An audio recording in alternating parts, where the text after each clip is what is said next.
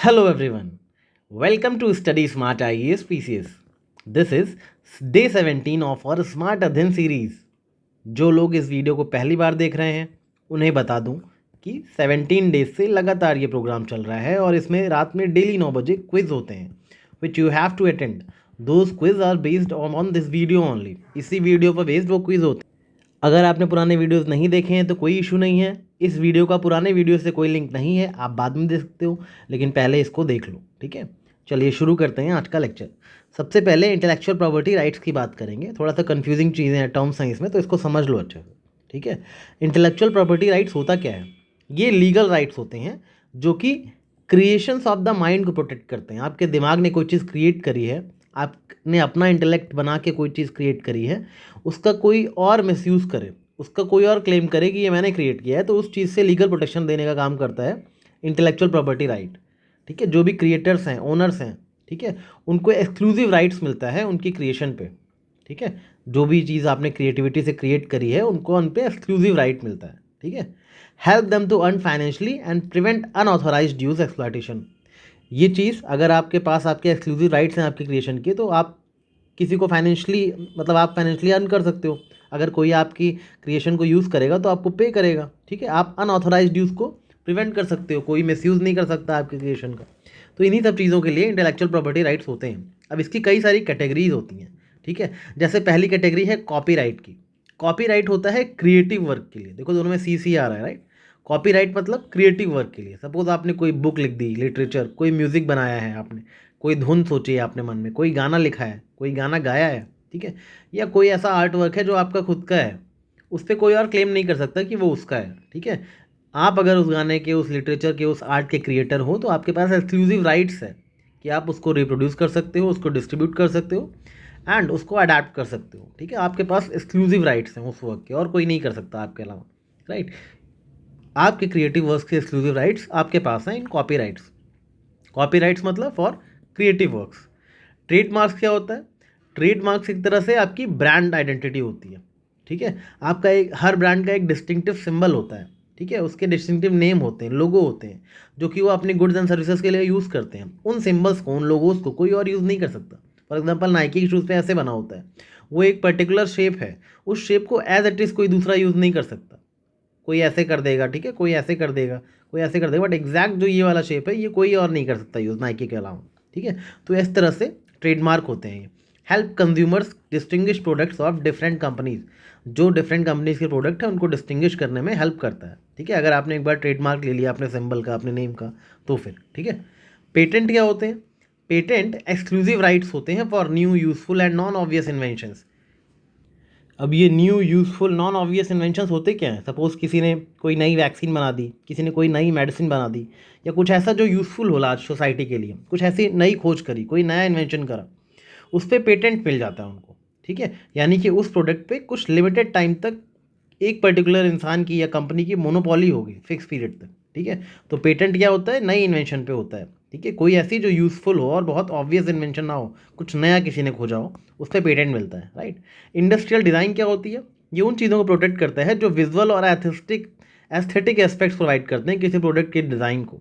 ठीक है, सपोज ये कोई प्रोडक्ट डिज़ाइन नहीं कर रहे हैं, ठीक है, किसी प्रोडक्ट को प्रोटेक्ट नहीं कर रहा है, कोई प्रोडक्ट कैसे डिज़ाइन किया जा रहा है उसको प्रोटेक्ट कर रहा है. सपोज एक आईफोन की एक डिज़ाइन होती है जो उसको अट्रैक्टिव बनाती है, उस डिज़ाइन को प्रोटेक्ट किया जाता है इंडस्ट्रियल डिज़ाइन के तहत. ठीक है, आपने कोई बॉटल बनाई है, एक पर्टिकुलर शेप की कोई बॉटल बनाई है, बहुत यूनिक शेप है उसका. ठीक है, तो उस बॉटल को, ये देखो मेरी राइटिंग देख रहे हो, मेरी ड्राइंग देख लो ज़रा, इस पर कोई कभी इंडस्ट्रियल डिज़ाइन की प्रोटेक्शन लगा देना भैया. तो इंडस्ट्रियल डिज़ाइन जो है वो एक पर्टिकुलर डिज़ाइन को दी जाती है. राइट, एक पर्टिकुलर तरह की डिज़ाइन अगर आपने कुछ अच्छी सी किसी चीज़ को दी है तो उस पर आपको उसके विजुअल्स को प्रोटेक्ट करेगा industrial design. Prevents unauthorised copying of appearance. Right. Trade secrets क्या होते हैं? Protects confidential business info, process, formulas. ठीक है, ये क्या करता है? कोई भी प्रोसेसेस होते हैं, फार्मूलाज होते हैं, कोई भी कॉन्फिडेंशियल बिजनेस आइडियाज़ होते हैं, उनको सीक्रेट्स को प्रोटेक्ट करता है. जैसे कि सपोज KFC का चिकन, ठीक है, KFC का चिकन की एक सीक्रेट उनकी रेसिपी है कोई, वो शेयर नहीं करते किसी से, वो ट्रेड सीक्रेट्स हैं. ठीक है, मैगी मसाला में क्या डालते हैं ऐसा, वो किसी को नहीं पता कि वो एक जैसा स्वाद ही क्यों आता है और कोई नूडल्स में ऐसा टेस्ट क्यों नहीं आता. ये सब ट्रेड सीक्रेट्स होते हैं. ठीक है, सीक्रेट रेसिपी जिससे आपकी ब्रांड चल रही है. तो कई बार इस सीक्रेसी को मेंटेन करने के लिए बहुत सारे एफर्ट्स लगते हैं ट्रेड सीक्रेट्स में, राइट। तो अगर कोई उस सीक्रेट को ब्रीच करता है तो उसको प्रोटेक्शन मतलब मिलेगी, आपको कोई ब्रीच नहीं कर सकता। तो ये चीज़ें ट्रेड सीक्रेट्स होती हैं। Plant varieties protects new distinct stable plant varieties developed through the breeding. ये तो पता ही है, नए प्लांट वैराइटी, डिस्टिंक्ट तरह की प्लांट वैराइटी अगर बनी है तो उसको प्रोटेक्ट किया जाएगा। अगर ब्रीडिंग के थ्रू कोई नई प्लांट वैरायटी बनाई गई है तो उसको प्रोटेक्ट किया जाएगा।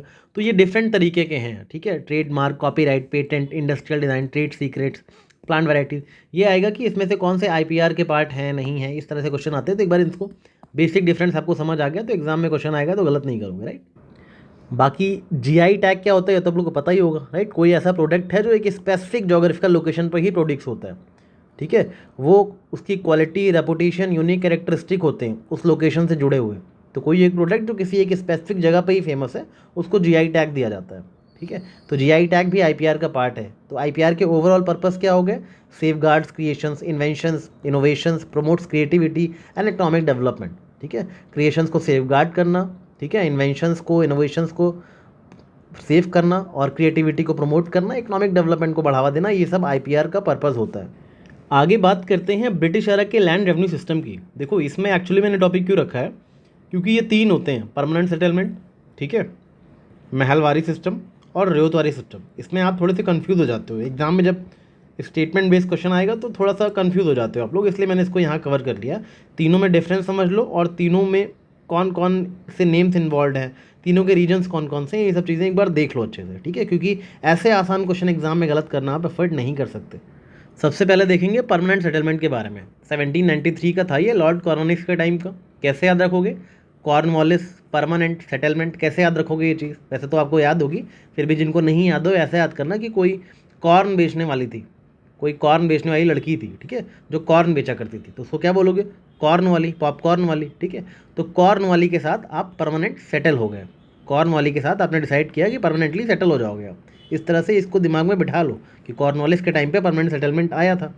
एक चीज़ और याद रखना, एग्जाम में परमानेंट सेटलमेंट की जगह आजकल बहुत ज़्यादा वो लोग अलग अलग वर्ड यूज़ करने लग गए हैं, जैसे कि जागीरदारी, ठीक है, जागीरदारी यूज़ कर देंगे, मालगुजारी सिस्टम यूज़ कर देंगे, ठीक है, ताल्लुकदारी सिस्टम यूज़ कर देंगे, इस्तामरारी सिस्टम यूज़ कर देंगे, इस्तामरारी, राइट। और क्या? बिस्वेदारी, बिस्वेदारी यूज़ कर देंगे। ऐसा कोई भी दारी हो, ताल्लुकदारी, इस्तामरारी, जागीरदारी, मालगुजारी, विश्वेदारी, ये सब जो है, जागीरदारी, ये सब परमानेंट सेटलमेंट ही हैं, कंफ्यूज मत होना, ठीक है। बिल्कुल पूरे एक्ट से समझ लेना कि हाँ परमानेंट सेटलमेंट की ही बात हो रही है। अलग अलग जगह पे अलग अलग नामों से इसको बुलाया जाता था।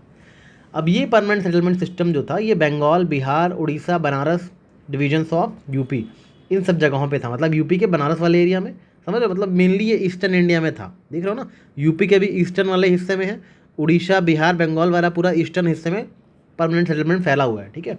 बंगाल वाले से शुरू हुआ, बिहार, उड़ीसा और यूपी के ईस्ट तक पहुंच गया परमानेंट सेटलमेंट, ठीक है, लॉर्ड कॉर्नवालिस का। तो mainly eastern part of India में था, इतना याद रखना। Covered 19% of British India, British India का 19% कवर करता था परमानेंट सेटलमेंट, ये भी इंपॉर्टेंट फैक्ट है। ज़मींदार को इसमें परमानेंट ओनरशिप मिल जाती थी लैंड की, ठीक है। ब्रिटिशर्स को रेवेन्यू पे करने की जिम्मेदारी ज़मींदार को दे दी गई थी, इसलिए इसको ज़मींदारी सिस्टम बोलते थे, ठीक है। ज़मींदार को जिम्मेदारी दे दी गई कि आप ही अब लैंड के ओनर हैं, हमें रेवेन्यू पहुंचाइए, कैसे भी पहुंचाइए हमें नहीं पता, ज़मींदार को पूरी तरह रिस्पॉन्सिबिलिटी दी गई। रेवेन्यू शेयरिंग था कितना? 11th अगर क्रॉप का प्रोड्यूस है उसमें से 10वां हिस्सा जो है कंपनी को जाएगा और एक हिस्सा ज़मींदार खुद लेगा, ठीक है। मतलब 11/10, 10/11 हिस्सा जो है वो किसको जाएगा?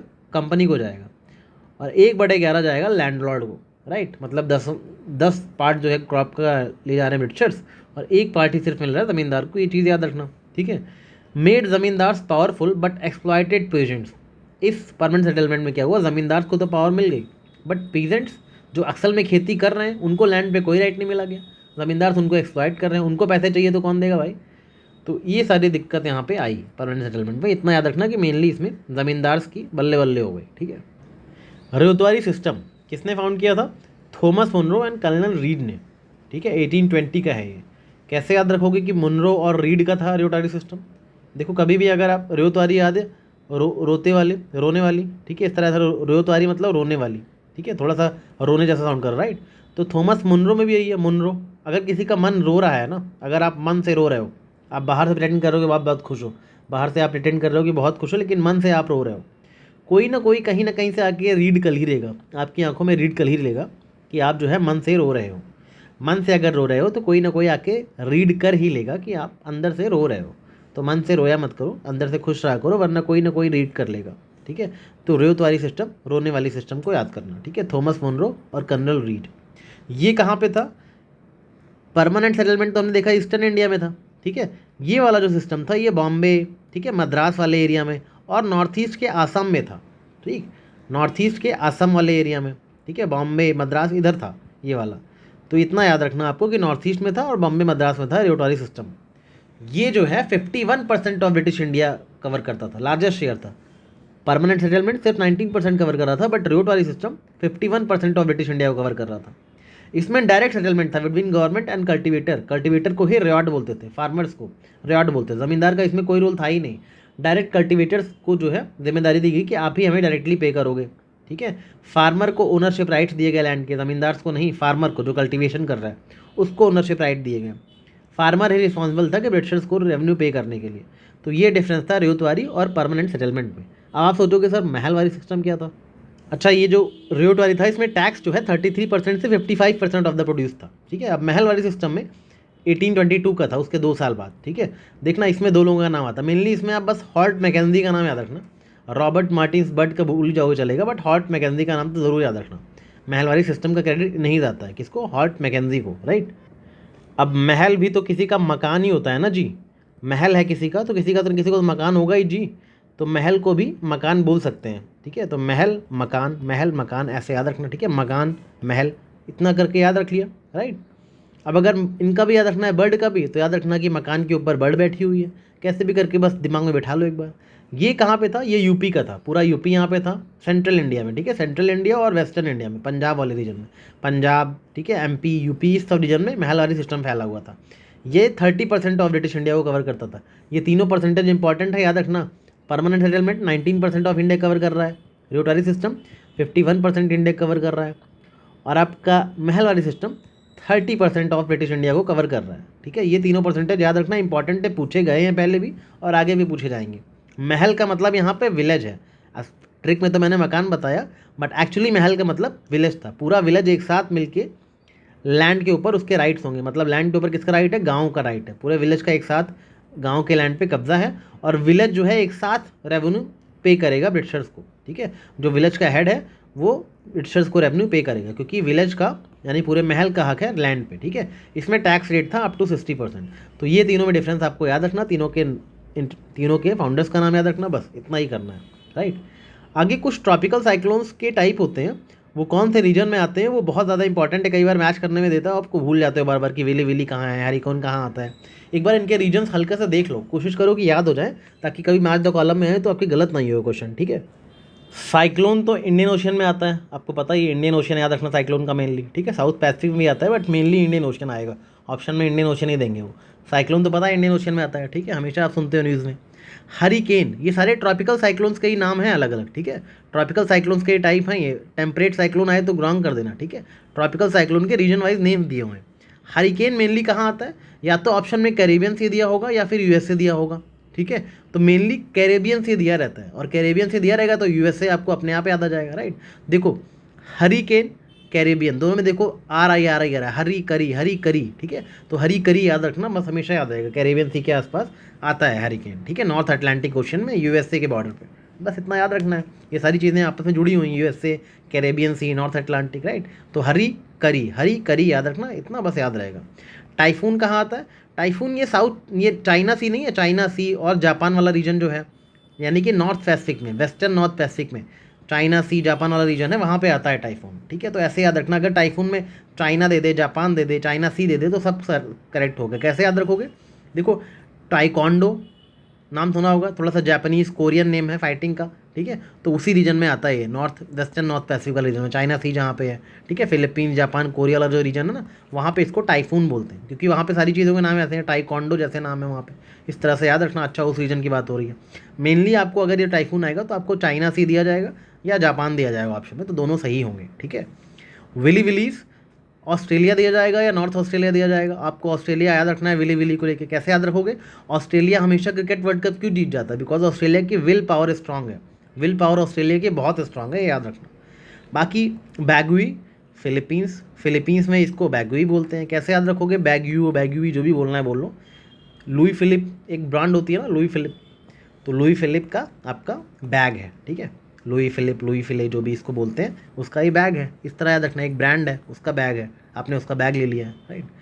कुछ और रोटेटिंग स्टॉर्म्स हैं, ऑल्दो वो ट्रॉपिकल साइक्लोन्स नहीं है, वो लोकल लेवल के स्टॉर्म्स होते हैं, बट कुछ लोग उसको ट्रॉपिकल साइक्लोन्स ही समझ लेते हैं। तो उनका नाम है tornado, twister. Tornado usually USA में आता है। कैसे याद रखोगे? टॉर्नेडो यूएसए में आता है। ट्रम्प कहाँ है? यूएसओ में। टॉर्नेडो भी वैसा ही साउंड कर रहा है, वो भी यूएसए में आ रहा है। ट्विस्टर कहाँ आता है? ट्विस्टर भी टॉर्नेडो के जैसा ही होता है, बट ट्विस्टर जो है वो मिसिसिपी वैली में आता है। मिसिसिपी वैली में, यूएस की जो मिसिसिपी वैली वाला रीजन है ना, वहाँ पे ट्विस्टर आता है, ठीक है। तो ट्विस्ट, मिस, ट्विस्ट, ऐसे देखो मैच हो रहे हैं वर्ड्स थोड़े थोड़े, ठीक है। दोनों में विस इस ऐसे आ रहा है, ट्विस्ट मिस, इस तरह से ही दोनों को लिंक करके याद कर लेना। बस आपको ऑप्शन देके याद आना चाहिए, रटना थोड़ी है बिल्कुल। तो इस तरह से आपको ये भी एक बार मैंने थोड़ा सा याद करवाने की कोशिश कर दी। अभी आगे बढ़ते हैं। आगे बढ़ने से पहले बता दूं कि आज मैं कुछ नहीं बोलूँगा कमेंट करने को। आज मैं कमेंट करने को बोलूँगा ही नहीं। आज देखता हूँ कि आप लोग अपने मन से क्या कमेंट करते हो, ठीक है। पी तो करोगे ही खैर, बट उसके अलावा देखता हूँ अपने मन से क्या लिखते हो। रोज़ तो मैं बता ही देता हूँ कि आज ये लिखो, आज ये लिखो। आज मैं देखता हूँ कौन कौन इस लेक्चर में यहाँ तक बना हुआ है 16:25 तक, 16 मिनट 25 सेकेंड तक कौन बना हुआ है, कौन लेक्चर छोड़ के भाग नहीं गया, और अब वो क्या कमेंट कर रहा है, ठीक है। देखते हैं क्या कमेंट करते हो आज आप लोग। आज मुझे सरप्राइज़ देना, ये पी तो लिख ही देना एटलीस्ट, ठीक है। Next, vice president of India की क्रोनोलॉजी जान लो। इसकी क्रोनोलॉजी जानना क्यों ज़रूरी है? क्वेश्चंस हर बार पूछे जाते हैं, इस बार थोड़ा ज़्यादा चांसेस आने के, क्योंकि recently vice president of India ने रिज़ाइन किया है। तो एक बार इसकी क्रोनोलॉजी देख लो, क्या पता वो इस बार पूछ ले फर्स्ट कौन था, सेकंड कौन था। आपको क्रोनोलॉजी याद रहेगी तो फिर आप शायद इसको कर ले जाओगे, राइट। देखो, मुझे ऐसी ट्रिक्स मत बताना कमेंट में कि सर राधा जाकर गिरी फाटक पे, ठीक है। मुझे ऐसी ट्रिक्स नहीं पसंद है, ऐसी ट्रिक्स को मैं सपोर्ट नहीं करता हूँ, क्योंकि ऐसी ट्रिक्स अगर बनाओगे तो आपको ये कैसे याद रहेगा कि ये ट्रिक वाइस प्रेसिडेंट की ट्रिक है। कुछ ऐसा बनाओ ना कि जिससे जिस ट्रिक को पढ़ के अब राधा जाकर गिरी फटक पे ये आपको वाइस प्रेसिडेंट की ट्रिक है, ये कैसे याद आएगा एग्जाम में? ये तो नहीं याद आएगा। ऐसे बहुत सारी ट्रिक्स बना लो फिर हर चीज़ की, कौन सी ट्रिक किस चीज़ की है वो कैसे याद होगा? इसलिए ट्रिक हमेशा ऐसी बनाओ जो वाइस प्रेसिडेंट से लिंक करे, ठीक है। वाइस प्रेसिडेंट से लिंक करती हुई कोई ट्रिक बनाओ, ताकि अगर वो ट्रिक आपको याद आए तो याद आए कि हाँ ये वाइस प्रेसिडेंट की ट्रिक है। इसलिए मेरी ट्रिक्स जो होती है वो वर्ड लिंकेज पे बेस्ड होती हैं। वर्ड को लिंक करते हुए एक स्टोरी सी बना लो, ताकि वो आपको कहानी याद रहेगी तो आपको ट्रिक याद रहेगी, राइट। तो चलो देखते हैं मैं कैसे याद करवाता हूँ आपको। सबसे पहले वाइस प्रेसिडेंट ऑफ इंडिया 1952 में सबसे पहले बने थे सर्वपल्ली राधाकृष्णन। राधाकृष्णन सबसे पहले बने थे वाइस प्रेसिडेंट, राइट। ये तो आप सबको पढ़ा होगा, आपने बचपन से जीके में पढ़ा है। First vice president of India Sarvepalli Radhakrishnan. इनके नाम पे क्या बनाया जाता है? टीचर्स डे मनाया जाता है हर साल, ठीक है। टीचर्स डे इन्हीं के ऊपर मनाया जाता है, ठीक है ना। तो Sarvepalli Radhakrishnan was the first vice president of India. इतना आपको याद होना चाहिए। अगर इतना याद है तो इसके आगे का आपको कहानी अभी याद करवा दूंगा। इसके अलावा और एक चीज़ आनी चाहिए कि इनके नाम पे टीचर्स डे मनाया जाता है। अभी मतलब बहुत अच्छे टीचर रहे होंगे, ऐसे याद कर लो कि बहुत अच्छे एजुकेटेड आदमी थे, ठीक है। टीचर बहुत अच्छे रहे होंगे। तो इस पे हमारी ट्रिक इसी कहानी पे बेस्ड होगी कि राधाकृष्णन एक बहुत अच्छे टीचर भी थे, along with being a first vice president of India. तो अब आगे कहानी क्या होगी, क्या बनेगी कहानी आगे? अगर आप बहुत अच्छे टीचर हो राधाकृष्णन जैसे, तो राधाकृष्णन बहुत अच्छे टीचर हुआ करते थे। उनके पास एग्ज़ाम के जस्ट पहले बच्चे कुछ जिक्र करने आते थे। क्या जिक्र करने आते थे बच्चे उनके पास एग्ज़ाम के जस्ट पहले? जिक्र मतलब जाकिर, ठीक है। जहाँ ये मेरी पेन देखते रहना, जहाँ ये मूव कर रही है वही ट्रिक है, ठीक है। तो अभी जो है राधा कृष्णन की बात हो रही, बहुत अच्छे टीचर हैं। तो एग्ज़ाम के जस्ट पहले बच्चे उनसे कुछ जिक्र करने आते थे। क्या जिक्र करने आते थे? बच्चे कहते थे सर कुछ वेरी वेरी इंपॉर्टेंट टॉपिक पता लगेंगे क्या? वेरी वेरी वीवी, ठीक है। कुछ वेरी वेरी इंपॉर्टेंट टॉपिक बता दीजिए। किस चीज़ के टॉपिक? जीएस के टॉपिक बता दीजिए sir. Very very important topic कौन कौन से आएंगे एग्जाम में? अब अगर एग्ज़ाम के जस्ट पहले इतने अच्छे टीचर के बच्चे उनसे ये जिक्र करने आएंगे कि वेरी वेरी इंपॉर्टेंट टॉपिक बता दीजिए, वो भी जीएस के, तो आपको एज अ टीचर बुरा नहीं लगेगा कि पूरे साल मैंने तुम्हें पढ़ाया और तुम एग्ज़ाम के जस्ट पहले आके मुझसे वेरी वेरी इंपॉर्टेंट टॉपिक पूछ रहे हो? तो राधा कृष्णन को साथ भी यही हुआ, उनको थोड़ा बुरा लगा। उन्होंने कहा बड़ी जल्दी, ठीक है, बीडी जत्ती, बड़ी जल्दी तुम्हें याद आ गया, ठीक है, बड़ी जल्दी याद आ गई मेरी। साल भर क्या किया जो तुम इस time very very important topic पूछ, मतलब एक तरह से तुम पेपर पूछने आए हो मुझसे, वेरी वेरी इंपॉर्टेंट टॉपिक बता दो जीएस के, ठीक है। तो बड़ी जल्दी तुम्हें याद आ गया। राधा कृष्णन ने बोला। मैंने जब हिदायत दे रखी थी, मैंने जब हिदायत दे रखी थी यानी एम हिदायतुल्लाह, ठीक है। मैंने जब आपको हिदायत दे रखी थी कि डेली पेन कटर रबड़ ले करके शाम को डेली प्रैक्टिस करो, ठीक है। मैंने जब आपको हिदायत दे रखी थी कि पेन कटर रबर यानी कि वेंकटरमन पेन कटर रबर लेकर शाम को डेली प्रैक्टिस करो, शंकर दयाल, तो क्यों नहीं करी प्रैक्टिस? ठीक है, समझ आ गया ना। मतलब टीचर गुस्सा हो गया, उन्होंने बोला बड़ी जल्दी तुम्हें याद आ गई। मैंने जब हिदायत दे रखी थी एम हिदायतुल्लाह कि पेन कटर रबर लेकर वेंकटरमन शाम को डेली शंकर दयाल प्रैक्टिस करो, तो क्यों नहीं करी तुमने? ठीक है, अब एग्ज़ाम आ गए है तो तुम्हारे पास एक ही ऑप्शन है, नारायण की पूजा करो, कृष्ण की पूजा करो और भैरव की पूजा करो, ठीक है। वही तुम्हें बचा सकते हैं, राइट। वही तुम्हारे हमदर्द बन सकते हैं और वही तुम्हें आंसर दे सकते हैं, मैं कुछ नहीं कर सकता। हमदर्द और आंसर हामिद अंसारी। नारायण की पूजा करो, कृष्ण की पूजा करो, भैरव की पूजा करो, वही तुम्हारे हमदर्द बनेंगे, वही तुम्हें आंसर दे सकते हैं। मैं एज अ टीचर कुछ नहीं कर सकता, ठीक है। ये रिप्लाई था राधा कृष्णन का जब बच्चे उनके पास एग्जाम के जस्ट पहले जिक्र करने पहुंचे वेरी वेरी इंपॉर्टेंट जीएस के टॉपिक्स का। समझ आ गई ट्रिक? एक बार फिर से देख लेना, समझ आ जाएगी। तो ये सीक्वेंस याद रखनी है। कुछ इंपॉर्टेंट फैक्ट्स लिखे हुए हैं, जैसे जो फर्स्ट वाइस प्रेसिडेंट थे वो इनका लॉन्गेस्ट टेन्योर था, 10 ईयर्स का था, 2 बार इलेक्ट हुए थे, ठीक है। शॉर्टेस्ट टेन्योर किसका था, 2 साल का, वो वीवी गिरी का था, ठीक है। और कौन से ऐसे थे जो ऑफिस में डेथ हो गई थी, वो कृष्णकांत थे। कौन से ऐसे थे जिन्होंने 2 बार टर्म्स पे सर्व किया था, मोहम्मद हामिद अंसारी ने 2 बार किया था, ठीक है। अगर आपको हामिद अंसारी तक याद हो गया तो लास्ट के 2 तो बिल्कुल लेटेस्ट हैं, ये तो याद ही रहेगा, वेंकैया नायडू, जगदीप धनखड़, ठीक है। ये तो अभी तक थे, अभी इन्होंने रिज़ाइन करा, तो ये दोनों तो याद ही रहेगा। आपको बस हामिद अंसारी तक याद करना है, ठीक है। इसलिए ऐसी ट्रिक्स बनाओ जो एक इंटरेस्टिंग भी रहे और एग्जाम में एक बार रिवाइज करने पे याद भी आ जाए कि हाँ ये वाइस प्रेसिडेंट के ट्रिक थे, ठीक है। अभी ऐसे ही कुछ deputy prime ministers of India की भी क्रोनोलॉजी देख लेते हैं, ठीक है। ज़्यादा नहीं थे, थोड़े से ही थे, तो इसको फटाफट इसी लेक्चर में देख लो। ऐसे करके मैं एक एक करके आपको प्रेसिडेंट, प्राइम मिनिस्टर, ठीक है, और जो भी क्रोनोलॉजी होगी सारी करवाऊंगा, डोंट वरी। पहले एक एक करके सब करते हैं। ये क्रोनोलॉजी यूपीपीसीएस में, बीपीएससी में ही पूछी जाती है, ठीक है। सरदार वल्लभ भाई पटेल फर्स्ट डिप्टी पीएम थे। पहले तो देख लो कौन कौन डिप्टी पीएम रह चुका है। वल्लभ भाई पटेल रह चुके हैं, मोरारजी देसाई रह चुके हैं, चरण सिंह जीवन राम रह चुके हैं, वाई बी चौहान रह चुके हैं, देवीलाल 2 बार रह चुके हैं, लाल के अडवाणी लास्ट थे, ठीक है, डिप्टी पीएम। तो इस तरह से याद रखना आपको, सरदार वल्लभ भाई पटेल पहले डिप्टी पीएम थे इंडिया के, और वो पहले होम मिनिस्टर भी थे इंडिया के। सरदार वल्लभ भाई Patel was also the first home minister of India, अगर ऐसा क्वेश्चन आता है तो, ठीक है ना। इसको याद करने का तरीका ये है, डिप्टी पीएम को आप डिप्टी कैसे साउंड कर रहा है, ड्यूटी ऑफ पीएम याद करो। ड्यूटी ऑफ पीएम, पीएम की ड्यूटी क्या होनी चाहिए, ठीक है। डिप्टी पीएम को ड्यूटी ऑफ पीएम की तरह याद करो तो आपको सारी ड्यूटी लाइन से याद हो जाएंगी, ठीक है। एक पीएम की ड्यूटी क्या होती है? पीएम की ड्यूटी होती है कि देश को एक सरदार की तरह, सरदार वाला रोल प्ले करे देश में। मतलब देश का कोई सरदार होना चाहिए ना आपके देश का, तो देश के सरदार वाला रोल प्ले करता है पीएम। पीएम की ड्यूटी होती है कि देश में एज अ सरदार वाला रोल प्ले करे। सरदार वाला रोल मतलब सरदार वल्लभ भाई पटेल। तो देश का सरदार कौन होता है? किसी भी देश का सरदार होगा उसका प्रधानमंत्री। तो देश के प्रधानमंत्री की ड्यूटी होती है कि वो सरदार वाला रोल प्ले करे, ठीक है। अब आप सोचोगे क्यों भाई सरदार वाला रोल पीएम क्यों प्ले करे, उसकी ड्यूटी क्यों है? क्योंकि सब कुछ उसकी मर्जी से ही देश चल रहा है ना। मोरारजी देसाई, उसकी मर्जी से ही देश चल रहा है, इस वजह से वो सरदार वाला रोल प्ले करेगा। वो कभी किसी के चरणों में नहीं गिरेगा, किसी फॉरेन में जाके किसी के चरणों में नहीं गिरेगा, भीख नहीं मांगेगा। पूरे जीवन में वो सिर्फ राम के चरणों में गिरेगा। आपको याद है हमारे प्रधानमंत्री राम के चरणों में जाके गिरे थे अयोध्या में, ठीक है। तो पूरे जीवन में सिर्फ राम के चरणों में गिर सकते हैं, बाकी और किसी के चरणों में झुकेंगे नहीं, ठीक है। तो ये पीएम की ड्यूटी है, सरदारों वाला रोल प्ले करेगा, क्योंकि पूरा देश उसकी मर्जी से चल रहा है।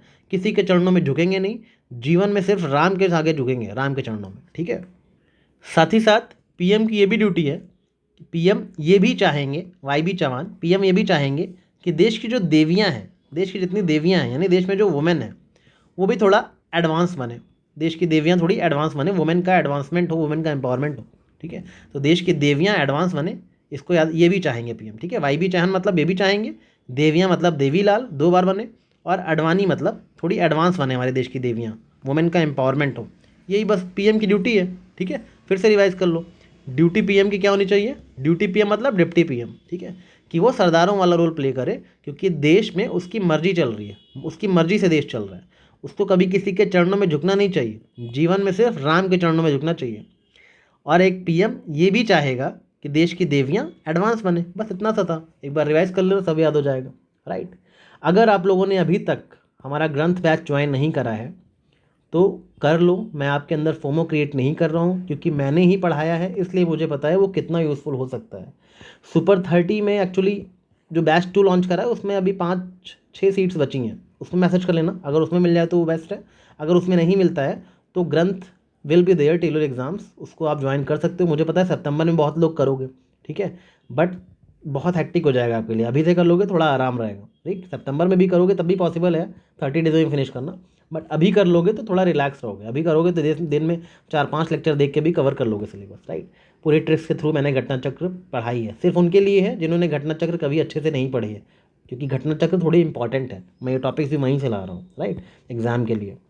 तो अगर आपने ग्रंथ कर लिया, साथ साथ स्मार्ट अध्ययन कर लिया, तो आपको सक्सेसफुल होने से कोई रोक नहीं सकता, ठीक है। इसलिए बोल रहा हूँ, अगर करना है तो करो, अदरवाइज मत लेना। इट्स नॉट अ प्रमोशन, क्योंकि मैं पढ़ा रहा हूँ, मैं मेहनत कर रहा हूँ, तो मैं तो बताऊँगा ना कि मैं अच्छा पढ़ा रहा हूँ, आप कर लो ज्वाइन, इसलिए बोल रहा हूँ। चलो ठीक है, take care, keep revising and all the best for preparations. Thank you.